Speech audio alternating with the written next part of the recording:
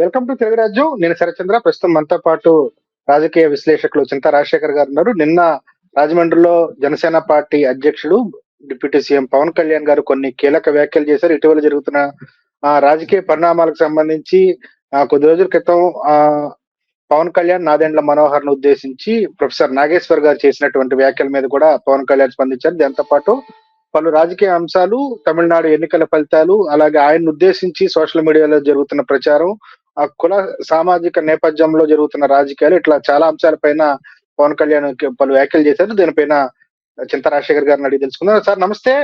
పవన్ కళ్యాణ్ గారి నిన్న చాలా రకరకాల స్టేట్మెంట్స్ ఆయనకు సంబంధించి, అంటే ఆయన వ్యాఖ్యల్ని ఎలా చూడాలంటే మొదట ప్రొఫెసర్ నాగేశ్వర్ విషయంలో ఆయన చేసినటువంటి వ్యాఖ్యలు, హోమ్ మినిస్టర్ అమిత్ షాను తానెందుకు అడుగుతాను, జగన్మోహన్ రెడ్డిని అరెస్ట్ చేయాలని చెప్పి తానెందుకు అడుగుతాను, ఆయన అక్కడ ఉండి ఆయన సమక్షంలో విన్నట్టు మాట్లాడారని చెప్పి పవన్ కళ్యాణ్ గారు డైరెక్ట్ గా స్పందించడం జరిగింది. ఎట్లా చూడాలి సార్ పవన్ కళ్యాణ్ గారి నిన్న ఓవరాల్ కామెంట్స్ ని ఎలా అర్థం చేసుకోవాలి? అమిత్ షా అంశం టాపిక్ వస్తే, పవన్ కళ్యాణ్ పబ్లిక్ మీటింగ్ లో స్వయంగా కేంద్రంతో చెప్పి నీ ఆటలు కట్టించకపోతే నా పేరు పవన్ కళ్యాణ్ కాదు సంగతి ఏదో అట్లాంటిది మాట్లాడారు. మనం వీడియో కూడా ప్లే చేసాం. అవకాశం ఉంటే మళ్ళీ ఒకసారి ప్లే చేయండి. జగన్ నీకు ఒకరోజు చెప్తున్నా, కేంద్రం చేత నేను ఆటలు ఆడించకపోతే అడుగు ఒక రోజు. సో దాన్ని బట్టి పవన్ కళ్యాణ్ కేంద్రంతో ఫిర్యాదు చెయ్యాలి అనే తపన పబ్లిక్ గా జనాలకి చెప్పాడు. ఆయన అలా చెయ్యడు. నేను ఎందుకు చేస్తాను అనడానికి లేదు. నువ్వు చెప్పావు నీ ఆటలు కట్టిస్తాను, కేంద్రంతో చెప్పి నీ ఆటలు కట్టించకపోతే చూడు అని చెప్పి అన్నావు. నువ్వు ఎందుకు చెప్తావు అంటే ఎందుకు నమ్ముతారు? ఇంకా నువ్వు పబ్లిక్ గా చెప్పావు. అది నిన్న కూడా టీవీ9 మన దీంట్లో స్క్రోలింగ్ లోనో అది ఒక ఇది వచ్చింది. మన వాళ్ళే శత్రువులు, మన వాళ్ళే చెప్పారు, బయట వాళ్ళకి చెప్పారు అని చెప్పి వచ్చింది. అంటే ఏంటి, మనం మాట్లాడుకున్న విషయం బయటికి మన వాళ్ళే ఎలా చెప్పారు అంటున్నాడు. అంటే అక్కడ ఏం ధృవీకరిస్తున్నాడు? మాట్లాడిన విషయం ధృవీకరిస్తున్నాడు. అంటే కోర్ కమిటీతో మాట్లాడిన అంశాలు బయటికి ఎలా వెళ్ళాయి అంటున్నాడు. నేను అది ఆయన స్పీచ్ లో అయితే నేను వెళ్ళలేదు, కానీ టీవీ9 ఎవరో స్క్రీన్ షాట్ పంపించారు నాకు. అంటే ఆయన మాట్లాడాడు, కోర్ కమిటీలో నాదెండ్ల మనోహర్ చేత ఈ డిస్కషన్ వచ్చింది, అది బయటికి ఎలా వెళ్ళింది అనేది ఆయన బాధ.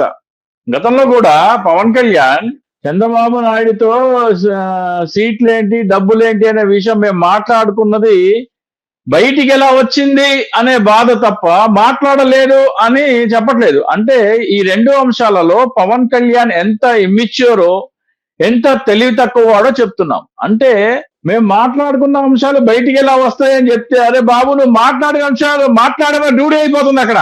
అవును, ఆయన ఒప్పుకున్నట్టు అవుతుంది. అంటే వాస్తవమే కదా. ఇప్పుడు మాట్లాడిన అంశాలు బయటికి ఎలా వెళ్తున్నాయి అంటే నువ్వు మాట్లాడావు బయటికి వెళ్ళి అనేది రుజువు అయిపోతుంది. అంటే ఎంత అపరిపక్వత, మానసికంగా ఎంత అపరిపక్వంగా ఉన్నాడో పవన్ కళ్యాణ్, దీన్ని బట్టి మనకు అర్థం అవుతుంది. సో నేనైతే టీవీ9 వాళ్ళది ఏదో స్లైడ్ వచ్చి చూసి దాన్ని బట్టి మాట్లాడుతున్నాను. మరి పవన్ కళ్యాణ్ ఆ మాట అన్నారో లేదో తెలియదు. కానీ ఇంకో విషయం ఏమన్నారు, అమిత్ షా మీద నిందలు వేస్తారు. లేదు, అమిత్ షా అంశం అయిపోయింది ఉంది. అమిత్ షా మీద నిందలు వేస్తారా అంటున్నారు. అమిత్ షా మీద ఎందుకు నింద అవుతుంది? అది మీరు అడిగారు జగన్మోహన్ రెడ్డిని జైల్లో అయ్యమని. అమిత్ షా వేస్తాను మీరు అడిగారు, ఆయన కాదన్నారు. Mind set మార్చుకోమన్నాడు. జగన్ తో ద్వేషం ఎందుకు అన్నాడు, హితబోధ చేశాడు. అక్కడ అమిత్ షా స్థాయి పెరిగిందే తప్ప తగ్గలేదు. ఎందుకయ్యా రాజకీయ గొడవ? చంద్రబాబు నాయుడికి జగన్మోహన్ రెడ్డికి మధ్యలో గొడవలు ఉంటే వాళ్ళు చూసుకుంటారు, మనకెందుకు అన్నాడు. అందులో అమిత్ షా మీద స్థాయి తగ్గించినట్టు అవలా, అమిత్ షా స్థాయి పెంచారు. సో అంటే అంటే అది తేలు కుట్టిన దొంగ అంటారు చూసారా, ఉక్కిరి బిక్కిరి అయిపోతున్నాడు, ఎలా దాన్ని కవర్ చేసుకోవాలా తెలియక. సో అక్కడ అమిత్ షా మీద బీజేపీ వాళ్ళు ఎందుకు మాట్లాడలేదు? అమిత్ షా అంటే అమిత్ షానే అనలేదే. ప్రొఫెసర్ నాగేశ్వర వ్యాఖ్యల్లో అమిత్ షాని ఎక్కడా తగ్గించలేదు. అదే బీజేపీ వాళ్ళు మాట్లాడకపోవటం పైన కూడా ఆయన బాధపడినట్టు కనిపించారు. ఒక్కళ్ళు కూడా ఖండించలేదు. ఏంటంటే అంటే ఇప్పుడు వీళ్ళ మన వంది మగాదులందరూ యూట్యూబ్ లో వీడియో చేసి ఫేస్బుక్ లో సోషల్ మీడియాలో వదిలారు కదా, బీజేపీ వాళ్ళు కూడా వదలాలి అని ఆయన ఆశిస్తున్నాడు. కానీ వాస్తవం ఏంటి, జగన్మోహన్ రెడ్డి మీద బీజేపీకి ప్రేమ ఉంది. దాంట్లో డౌట్ ఏంటి మీకు? మిథున్ రెడ్డిని ఒకదానికి, అలాగే మధ్యలో గురుమూర్తి గారిని ఒక దానికి కమిటీలుగా వేశారు, పార్లమెంటరీ కమిటీలుగా. వీళ్ళ ఛానల్స్ లో కుతలాడిపోతున్నారు. వాళ్ళని ఎలా వేస్తారు? వీళ్ళకి 22 మంది 21 మంది ఎంపీలు ఉంటే కూటమికి, ఆ 21 మందిలో ఎవరిని వేయకుండా జగన్మోహన్ రెడ్డి వాళ్ళని కమిటీల్లో వేస్తే వీళ్ళు బాధపడిపోతున్నారు. జగన్మోహన్ రెడ్డికి పట్ల బీజేపీకి ప్రేమ ఉంది అని అది రూఢి చేస్తుంది కదా. అలాగే అమిత్ షాని సర్దార్ వల్లభాయ్తో పటేల్తో పోల్చాడు. అమిత్ షా అలా చేస్తారా? ఎంత గొప్ప ప్రైమ్ మినిస్టర్, ఎంత గొప్ప హోమ్ మినిస్టర్, సర్దార్ వల్లభాయ్ పటేల్ తర్వాత అంతటి ఇది అంట. అరే రామ, ఏం మాట్లాడుతున్నావయ్యా బాబు? మోడీ ఫేక్ డిగ్రీని పట్టుకొచ్చి, మోడీ చదివిన డిగ్రీ ఇది ఢిల్లీ యూనివర్సిటీ డిగ్రీ అని, ఇది గుజరాత్ యూనివర్సిటీలో పీజీ డిగ్రీ అని ఫేక్ డిగ్రీలు పెట్టాడు అమిత్ షా. అమిత్ షా ఏం చేస్తున్నాడు? కాంగ్రెస్ పార్టీలో ఉన్న వాళ్ళ మీద ఈడీ సిబిఐ కేసులు పెట్టించి వాళ్ళందరినీ బీజేపీకి లక్కంటున్నాడు. సర్దార్ వల్లభాయ్ పటేల్ అలా చేయలేదే. నికృష్ట రాజకీయాలు చేస్తున్నాడు అమిత్ షా. ఈ సువేందు అధికారి గాని, లేకపోతే హిమంత బిశ్వ శర్మ గాని, వీళ్ళందరూ ఎవరు బీజేపీలోకి ఎందుకు వచ్చారు? ప్రఫుల్ పటేల్ గాని washing powder ED CBI case వేయటం, బీజేపీలోకి రాగానే వాళ్ళ మీద కేసులు ఆపేయటం. అమిత్ షా చేసింది అదే కదా. అందరి మీద కేసులు వేసి అయితే బొక్కలో లేకపోతే బీజేపీలో చేసామని బ్లాక్ మెయిలింగ్ రాజకీయాలే కదా. సర్దార్ వల్లభాయ్ పటేల్ కాలి గోటికి సరిపోడు అమిత్ షా. అంటే ఆయన మీద ప్రేమను ఎక్స్ప్రెస్ చేయడం వల్ల అయి ఉండాలి, లేకపోతే వాళ్ళు బీజేపీ వాళ్ళని అమిత్ షాని పొగిడితే బీజేపీ వాళ్ళు వచ్చి 10 మంది వచ్చి అలా ఇలా అంటావు నాగేశ్వర్ అది ఇది అని అంటారని చెప్పేసి అన్నాడు. అది అమిత్ షా ఉదంతం. కానీ పవన్ కళ్యాణ్ బీజేపీ వాళ్ళే నాగేశ్వర్ గారి మీద కేసులు పెట్టడం సరికాదు, ఆయన ఆల్రెడీ విత్డ్రా చేసుకున్నాడు కాబట్టి కేసులు పెట్టద్దని చాలా మంది కామెంట్ ట్వీట్లు కూడా చేసినట్టున్నారు. కేసులు ఏమని పెడతారండి? ఎవరో వెళ్ళి కంప్లైంట్ ఇచ్చారంట. ఇక్కడ వైసీపీ వాళ్ళ లీగల్ సెల్ వాళ్ళది ఒక లోపం ఉంది, నేను చెప్పాలి. తెలంగాణ గవర్నమెంట్ వర్సెస్ నల్లబాలు అనే ఒక కేసులో సుప్రీం కోర్టు ఒక మార్గదర్శకాలు ఇచ్చింది. రేవంత్ రెడ్డి అనే వ్యక్తిని, ఒక ముఖ్యమంత్రిని, ఈ నల్లబాలు అనే వ్యక్తి వీడియోలు చేస్తే, విమర్శిస్తే ఆయన మీద 10-12 పోలీస్ స్టేషన్ లో కేసు పెట్టారు. ఆయనని జైలుకి తరలించారు. ఆ తర్వాత ఆయన హైకోర్టుకి వెళ్తే హైకోర్టు ఏం చెప్పిందంటే, రేవంత్ రెడ్డిని తిడితే రేవంత్ రెడ్డియే కేసు పెట్టాలి, ఎల్లయ్య పుల్లయ్య మల్లయ్య కేసు పెట్టడానికి లేదు అని చెప్పింది. అప్పుడు ఏం చేశారు నల్లబాలు? హైకోర్టు తీర్పిస్తే హైకోర్టు తీర్పుని రేవంత్ రెడ్డి ప్రభుత్వం సుప్రీంకోర్టులో సవాల్ చేసింది. ముఖ్యమంత్రిని తిడితే కేసులు పెట్టకుండా ఉంటారంటే సుప్రీంకోర్టు మొట్టికాయలు వేసి మార్గదర్శకాలు విడుదల చేసింది అన్ని రాష్ట్రాల డీజీపీలకి.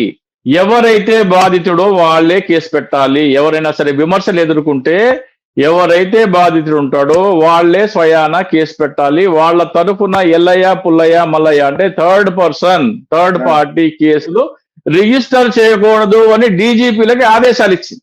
ఎవరు? సుప్రీంకోర్టు. ఎప్పుడు ఇచ్చింది? 2 ఫిబ్రవరి 2026, మొన్న 3 నెలల క్రితం.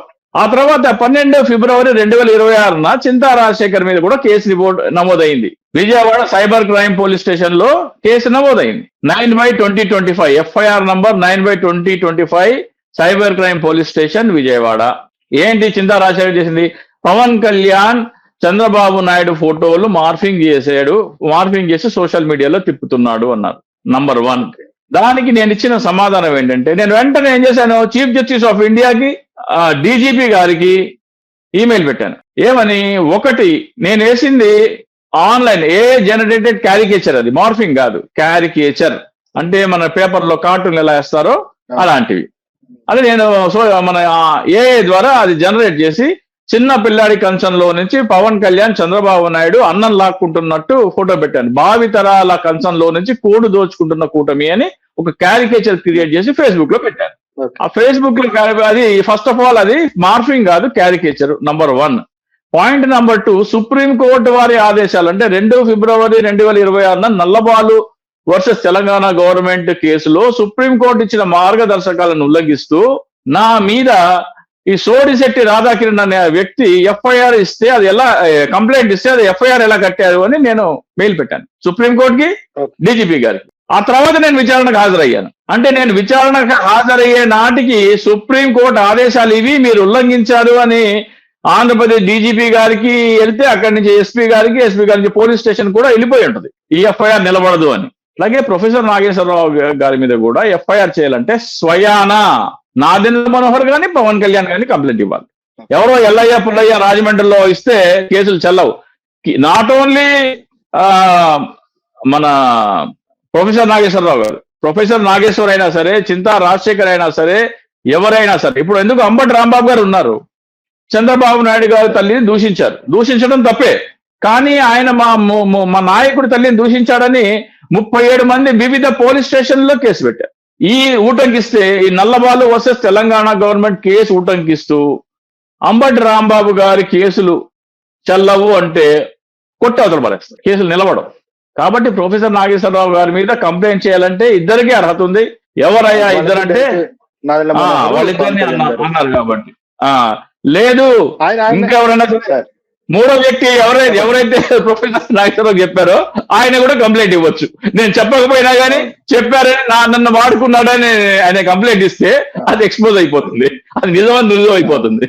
డీజీపీ గారికి వైసీపీ ప్రభుత్వం లీగల్ సెల్ ఈ నల్లబాలు కేసు ఆదేశాలు డీజీపీ గారికి ఇవ్వాలని, అలాగే అందరి ఎస్పీలకి అందరి ఎస్హెచ్ఓలకి వారం రోజుల లోపల ఫార్వర్డ్ చేయాలని హైకోర్టు నుంచి ఒక ఆర్డర్ తీసుకుంటే ఇక పైన ఎవరైనా సరే థర్డ్ పార్టీ కేసులు రిజిస్టర్ చేయడానికి ఉండదు.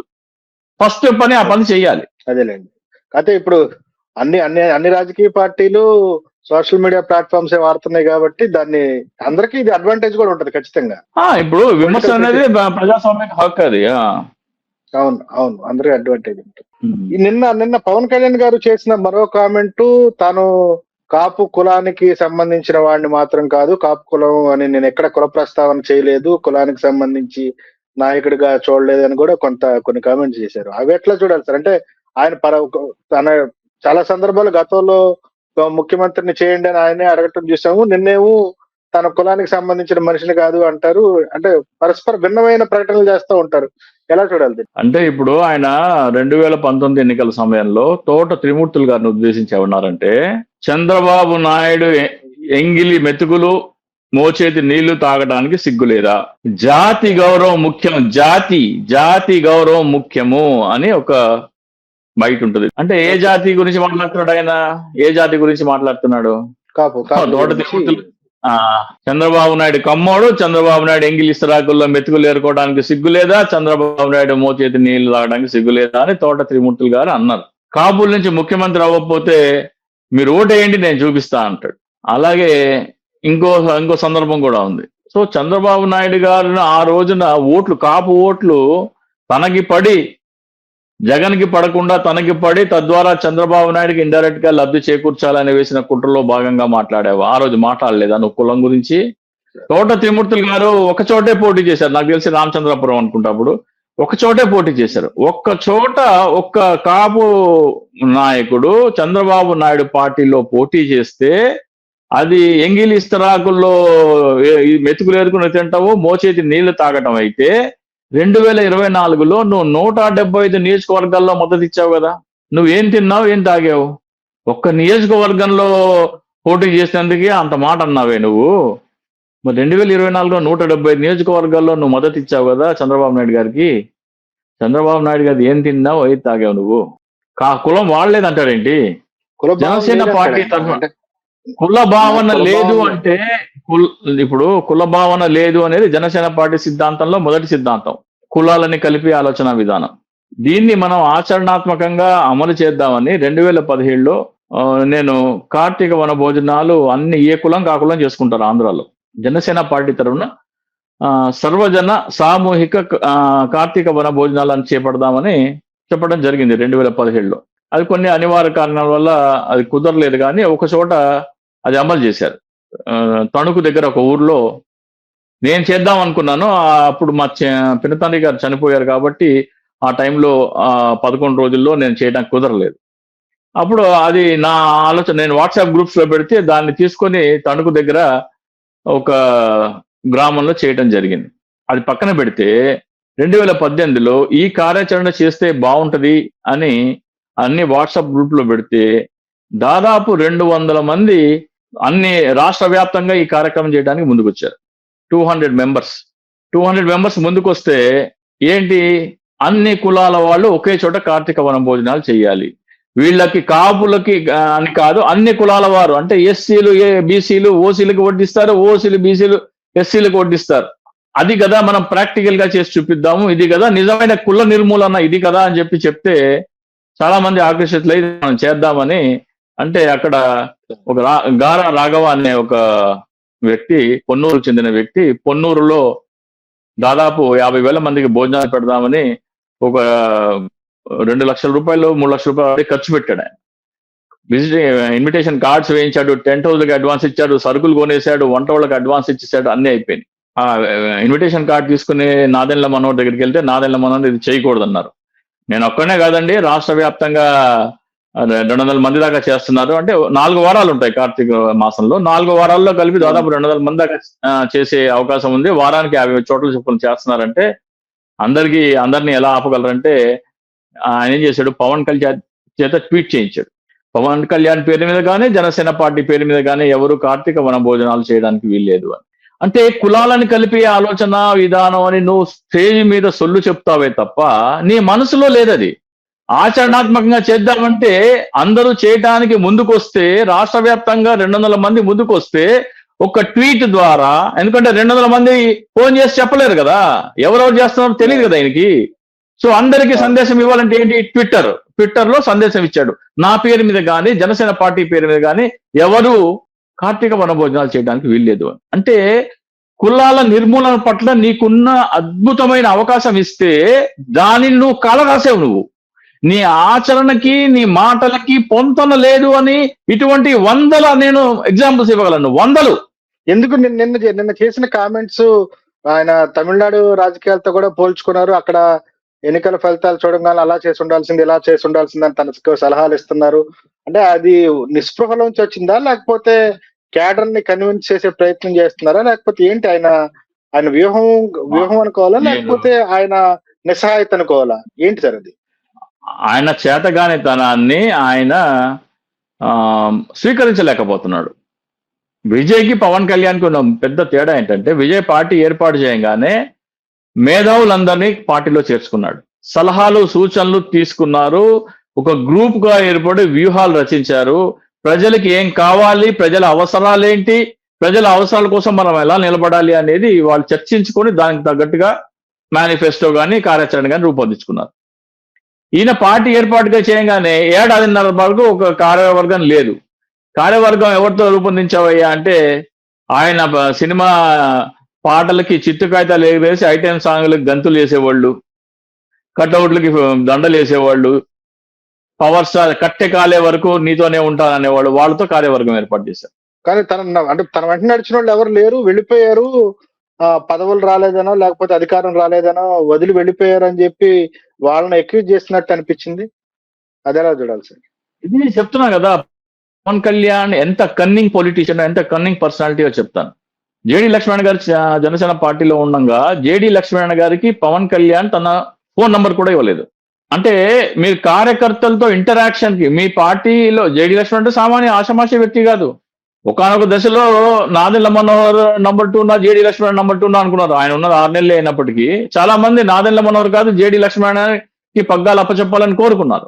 ఆ స్థాయిలో ప్రజాదరణ ఉన్న వ్యక్తి, ఆయనకి మీరు ఫోన్ నంబర్ కూడా ఇవ్వలేకపోతే, ఇంకోటి ఆ పార్టీ రిసెప్షనిస్ట్ ఎవరో తర్వాత బయటకు వచ్చేసి ఒక ఇంటర్వ్యూలో చెప్పాడు, పార్టీ నాయకులు ఎవరైనా సరే వస్తే ఏమైనా పేపర్లు ఇస్తే తీసుకోకూడదు, వాళ్ళు హాల్లో ఒక కుర్చీ కూడా, రిసెప్షన్ లో ఒక కుర్చీ కూడా ఉండకూడదు. అంటే కుర్చీ ఉంటే కూర్చొని వెయిట్ చేస్తారు కదా, మంచినీళ్ళు కూడా ఇవ్వకూడదు. ఈ ట్రీట్మెంట్ చూస్తే పార్టీ ఆఫీస్కి వెళ్ళిన వాళ్ళు ఎన్నాళ్ళు ఉంటారు, ఎందుకు ఉంటారు? పొమ్మనక పొగబెట్టింది ఈయనే, వాళ్ళని అవమానించి పొమ్మనక పొగబెట్టింది ఈయనే. ఆయన తరఫున ఒక ఎమ్మెల్యే గెలిచాడు, ఎమ్మెల్యే గెలిచి డయాస్ మీద ఆయనకి స్టే వేయలేదు, ఆయన ఎదురుగా వీక్షకుల్లో కూర్చున్నాడు. నేను కూడా డయాస్ మీదకి రావచ్చా అని అడిగాడు ఆయన. బొట్టు కాటికి పెట్టి పిలవాలా అన్నాడు మనోహర్. బొట్టు కాటి మీద ఆయన పిలవాలా అంటే సరే అని నడిచి స్టేజ్ మీదకి వెళ్తుంటే ఒక ఆయన చైర్ తీసుకెళ్ళి అయిపోతున్నాడు. ఆయన ఏమన్నాడు, ఆయన చైర్ ఆయనే తెచ్చుకుంటాడు అన్నాడు నాదెండ్ల మనోహర్. మీ పార్టీలో అది అవమానం. గెలిచిన ఏకైక ఎమ్మెల్యేకి, అది కూడా దళిత ఎమ్మెల్యేకి మీరు ఇచ్చే గౌరవం అది. వదిలేసి వెళ్ళిపోయారంటావేంటి? నువ్వు పొమ్మనక పోగొట్టావు. రాపాక వరప్రసాద్ గారు ఆయన స్థాయిలో వేరే వేరే నాయకులు ఎవరైనా ఉంటే ఆయన కుర్చీ ఆయనే తెచ్చుకున్నాడు అంటే ఆయన చాలా సహనంతో ఉన్నారు. నువ్వెవడరా? ఆయన కాబట్టి చాలా సంయమనం పాటించి అవమానాలు భరించి, అటువంటి అవమానాలు అడుగడుగున ఎదురైతే దిగమింగుకుని పార్టీ నుంచి వెళ్ళిపోయాడు. నిన్ను వదిలేసి వెళ్ళిపోవడం ఏంటి? నువ్వు వెళ్ళిపోవాలని కోరుకున్నావు. ఎందుకని ఈ ట్రీట్మెంట్ అంతా ఎందుకు? రాబోయే ఎన్నికల్లో కలిసి వెళ్ళాలి. కేవలం ఇది 2019 స్క్రిప్ట్. ఓట్లు చీల్చడానికి కాపు పార్టీ అని చెప్పి కాపు నాయకులందరినీ పార్టీలోకి తీసుకొచ్చి కాపు ఓట్లు చీల్చేందుకు తీసుకొచ్చిన స్క్రిప్ట్. ఎప్పుడైతే ఓడిపోయామో వీళ్ళందరూ పార్టీలో ఉంటే 2024లో కలిసి వెళ్దాం ఉంటే వీళ్ళెవరు ఒప్పుకోరు. వీళ్ళందరూ పార్టీని బలోపేతం చేసే కార్యక్రమాలు చేయాలంటారు. పార్టీని బలోపేతం చేసే కార్యక్రమం చేస్తే పార్టీ బలోపేతం అయిపోతే మరి చంద్రబాబు నాయుడు నష్టం కదా. అందుకని వ్యూహాత్మకంగా పొమ్మనక పొగబెట్టి తరిమేశారు వాళ్ళని. అంటే నిన్న ఓవరాల్ గా నిన్న పవన్ కళ్యాణ్ అంత ఆయన సుదీర్ఘ వివరణలు, విశ్లేషణలు, ఆయన సమర్థనలు, ఆయనకి అంటే కార్యకర్తల్ని, నాయకుల్ని అందరూ తను చెప్పినట్టే వినాలి, నేను చెప్పింది అల్టిమేట్ అనేది ఒక కంక్లూజన్, ఫైనల్ స్టేట్మెంట్ ఇచ్చారు. నేను చెప్పింది ఫాలో అవ్వాల్సిందే, నేను తీసుకున్న డెసిషన్ ప్రతి ఒక్కళ్ళు ఫాలో అవ్వాల్సిందే అని కూడా చెప్పారు. ఈ మొత్తం ఆయన చెప్పాలనుకున్నది ఏం కన్వే చేద్దాం అనుకున్నారు అంటే, ఓ పక్కన తనకి కుల రాజకీయాలు చేయట్లేదు అంటాడు, లేకపోతే పక్క రాష్ట్రంతో పోలిక అవసరం లేదంటాడు. అక్కడ పరిస్థితులు వేరు, అక్కడంతా యూనిటీగా ఉంటారు, కలిసికట్టుగా పనిచేస్తారు, చేయాలనుకున్నది అంతా ఒక తాటి మీద ఉండి ముఖ్యమంత్రిని చేశారంటారు. ఇక్కడేమో అట్లాంటి పరిస్థితులు లేవు, నాకు మీడియా సపోర్ట్ లేదు, మీడియా మద్దతు లేదు, మీడియా వాళ్ళు వాళ్ళ ప్రోగ్రామ్స్ వెళ్ళకపోతే నాకు యాంటీగా వార్తలు వేస్తారంటారు. ఆయన ఓవరాల్ గా ఆయన నిన్న ఇచ్చింది అంటే ఆయన్ని కన్విన్స్ చేసుకునే ప్రయత్నం చేస్తున్నారా, కేటర్ని కన్విన్స్ చేసే ప్రయత్నం చేస్తున్నారు? ఇప్పుడు పవన్ కళ్యాణ్ ఏ పరిస్థితిలో ఉన్నారో తమిళనాడులో విజయ్ కూడా అదే పరిస్థితిలో ఉన్నారండి. రెండు బలమైన పార్టీలకి బలమైన మీడియా సెంటర్స్ ఉన్నాయి తమిళనాడులో. ఏడీఎంకేకి ఉన్నాయి, డిఎంకేకి ఉన్నాయి. ఒక్కడ వచ్చి తన మీడియా సపోర్ట్ లేకుండా గెలిచాడా లేదా? ఇక్కడ పవన్ కళ్యాణ్ మైండ్ సెట్ ఏంటంటే, ఒక పిల్లోడు పరీక్ష రాయడానికి వెళ్ళి అన్ని సబ్జెక్టుల్లో గుండు సున్నాలు వచ్చినాయి. గుండు సున్నాలు వచ్చి ఫెయిల్ అయ్యాడు. రిపోర్ట్ కార్డు తీసుకొచ్చిన తర్వాత ఏమంటాడు అంటే, టీచర్ నన్ను పాస్ చేయలేదంటాడు. నేను సరిగ్గా ఆడవలేకపోయానని చెప్పడు, నేను సరిగ్గా చదవలేదు, సరిగ్గా పరీక్ష రాయలేదని ఆ పిల్లోడు చెప్పట్లా, టీచర్ నన్ను పాస్ చేయలేదు అంటున్నాడు. పవన్ కళ్యాణ్ కూడా, మీరు నాకు ఓట్లేదు, మీరు నన్ను గెలిపించుకోలేదు, కార్యకర్తలు నాకు అండగా నిలబడట్లేదు. అరే నువ్వు తినగలేవయ్యా బాబు. 2019లో ఎందుకు ఓడిపోయావు నువ్వు? 2014లో పార్టీ పెట్టి 2019 వరకు ఎక్కడున్నావు నువ్వు? 2016లో ఆగస్టు 29వ తారీఖు నాడు వినోద్ రాయల్ అనే వ్యక్తి చనిపోతే తిరుపతిలో వచ్చి ప్రత్యేక హోదా మీద 3 అంచెల పోరాటం మొదలు పెడతాను, లడెంగే జీత్నే తక్ లడెంగే, తుపాకీలు ఎక్కు పెట్టే చొక్కా గుండీలు పరిసి గుండెలు చూపుతాము, ఉత్తరాది వారి పెత్తనం ఏంటి దక్షిణాది వారి మీద, we will come in to your vicinity, Pavan Kalyan అని పెద్ద పెద్ద డైలాగులు కొట్టాడు. 29th ఆగస్టు 2016లో చేసిన తర్వాత 9th సెప్టెంబర్ కాకినాడలో సభ పెట్టాడండి. ఆగస్టు 29 తర్వాత 10 రోజులకే 9th సెప్టెంబర్న కాకినాడలో సభ పెట్టాడు. అక్టోబర్లో మిస్ అయ్యి నవంబర్లో అనంతపురంలో సభ పెట్టి ఏమన్నాడంటే, అప్పుడు ఉరి సంఘటన జరిగింది, మన సైనికులకి వాళ్ళ మీద దాడి జరిగినందుకు ఆలస్యమైందని చెప్పి ఎక్స్ప్లెనేషన్ ఇచ్చుకుంటూ ఎందుకు ఆలస్యమైందో కూడా చెప్పాడు అనంతపురంలో సభ. ఆ తర్వాత ఒంగోలులో సభ గ్రౌండ్ కూడా బుక్ చేసుకున్నారు, హోటల్ రూమ్స్ కూడా బుక్ చేసుకున్నారు. ఆపేశారు. ఎందుకు ఆపేశారు? ఎవరు ఆపేయమన్నారు?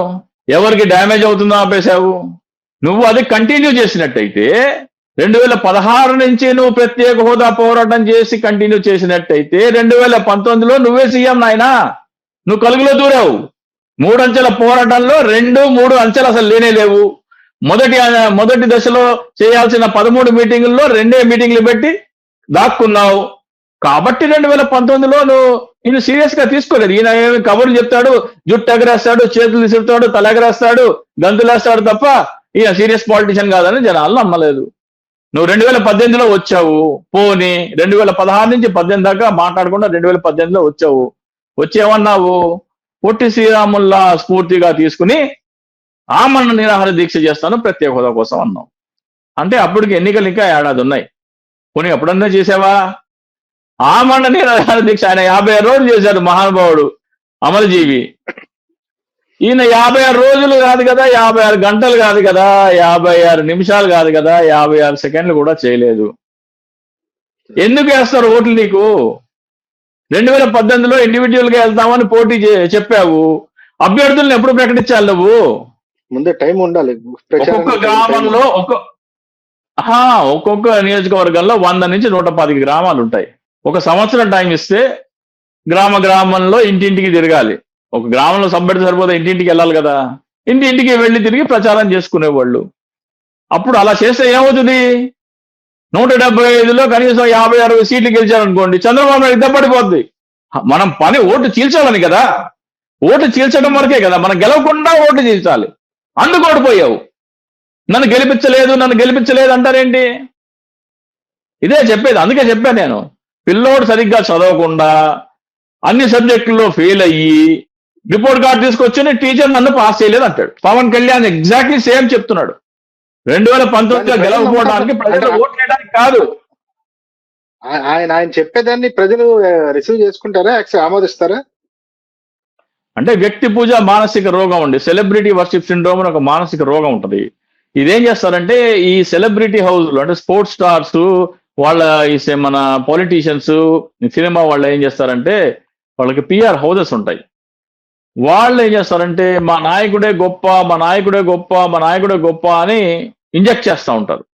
దానివల్ల ఏమవుతుందంటే అహో వాళ్ళ నాయకుడే ఇప్పుడు ఈయన సినిమా హీరోలకి బర్త్డే విషెస్ వస్తాయండి. 2000 నేను 2-3 సార్లు చెప్పాను, 2019-20లో చెప్పాను. 70 మిలియన్ మంది పవన్ కళ్యాణ్ ని బర్త్డే విష్ చేశారు అని చెప్పి వస్తుంది. 67 మిలియన్ మహేష్ బాబు కంటే పవన్ కళ్యాణ్ 70 అయితే ఆ తర్వాత బర్త్డే వచ్చారు 71. అలా పెంచుకుంటూ పోతారు. అసలు భారతదేశంలో ఆ రోజున్న ట్విట్టర్ ఖాతాలు ఎన్నయ్యా అంటే 10 మిలియన్. మొత్తం దేశం మొత్తం మీద 10 మిలియన్లు మాత్రమే ట్విట్టర్ ఖాతాలు ఉంటే పవన్ కళ్యాణ్ కి సినిమా హీరోలకి 60 మిలియన్ 70 మిలియన్ ఎలా విష్ చేస్తారు? ఒక్కొక్కడు 10 సార్లు చేస్తారు అంటారు. ఒక్కొక్కడు 10 సార్లు దేశం మొత్తం చేయరు కదా. దేశంలో మన జనాభా ఓన్లీ 7% తెలుగు వారి జనాభా దేశంలో. ఇంకోటి అంటే ఈ మానసిక రోగాన్ని ఎలా పెంచుతారంటే, ఈ మానసిక రోగాన్ని పవన్ కళ్యాణ్ బర్త్డే అయిపోతుందా, 2 నెలలు అయిపోగానే 300 days to go for Pavan Kalyan birthday అంటే వచ్చే సంవత్సరం బర్త్డే ఇంకా 300 రోజులు ఉందని అప్పటికే మొదలెడతారు. అంటే మానసిక రోగాన్ని ఇంజెక్ట్ చేసే టెక్నిక్స్ ఇవన్నీ. అంటే మానసికంగా వాళ్ళని బానిసలు చేసుకోవటం అనమాట. గర్ల్ ఫ్రెండ్ కూడా మహాన్ ఉమ్మేస్తుంది కదండి. వచ్చే ఇంకా అడ్వాన్స్డ్ బర్త్డే 300 days అని గర్ల్ ఫ్రెండ్ చెప్పినా కానీ మహాన్ ఉమ్మేస్తుంది. ఇంకా 50 days ఉంది, ఇంకా 49 days ఉంది. డైలీ ఒక్కొక్క రోజు తగ్గించి పోస్టులు పెట్టడం. పవన్ కళ్యాణ్ ఇది వ్యక్తి పూజ మానసిక రోగం అని చెబితే రాష్ట్రాన్ని ఉద్ధరించినట్టే, ముఖ్యంగా కాపు సామాజిక వర్గాన్ని ఉద్ధరించినట్టే. కాపు సామాజిక వర్గాన్ని తన చెప్పు కింద బానిసల్లాగా పెట్టుకునేందుకు ఈ వ్యక్తి పూజ మానసిక రోగం అనేది చొప్పించి వాళ్ళని మానసిక బానిసలుగా చేసుకున్నాడు పవన్ కళ్యాణ్. నేను చెప్పాను కదా, ఇన్సూరెన్స్ పాలసీ కడితే ఇన్సూరెన్స్ కంపెనీ వాళ్ళు డబ్బులు ఇస్తే పవన్ కళ్యాణ్ డబ్బులు ఇచ్చాడని కాళ్ళకు దండం పెట్టించుకుంటారు. అంతకంటే నికృష్టం, అంతకంటే నీచం ఏమైనా ఉందా? తను ఇవ్వని డబ్బులు తనిస్తున్నట్టుగా ప్రచారం చేసుకుంటున్నాడు. ఎప్పుడు ఆ కుటుంబంలో ఒక మనిషి చచ్చిపోయిన కుటుంబంలో అంతకంటే నీచ నికృష్టమైన రాజకీయం ప్రచారం ఎవడు చేస్తున్నాడు? ఒక చచ్చిపోయిన వ్యక్తి కుటుంబంలో ఇన్సూరెన్స్ కంపెనీ అతను చనిపోయాడని డబ్బులు ఇస్తే నేను ఇస్తున్నానని ప్రచారం చేసుకోవడం ఏంటి? ఫైనల్ గా ఎట్లా చూడాలి సార్ పవన్ కళ్యాణ్ ది? నిన్న ఓవరాల్ గా కంక్లూజన్ ఏం చెప్తారు పవన్ కళ్యాణ్ గారు? నిన్న పవన్ కళ్యాణ్ అదే చెప్పాను కదండి, పరీక్షలు రాసి ఫెయిల్ అయిన ప్రతిసారి రిపోర్ట్ కార్డు తీసుకొచ్చి నన్ను టీచర్ పాస్ చేయలేదు అంటాడు.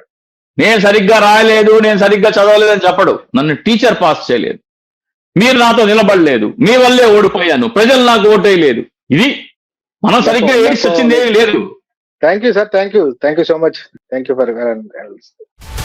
హలో, తెలుగు రాజ్యం ఛానల్ చూస్తున్నారా? సామాజిక రాజకీయ జీవన చిత్రణే తెలుగు రాజ్యం. అతిశయోక్తులు అసత్యాలు ఉండవు. రాజకీయ కోణం కాదు, ప్రజా కోణమే కొలబద్ద. తెలుగు రాజ్యం వీక్షణ మీ ఉత్తమ అభిరుచికి నిదర్శనం.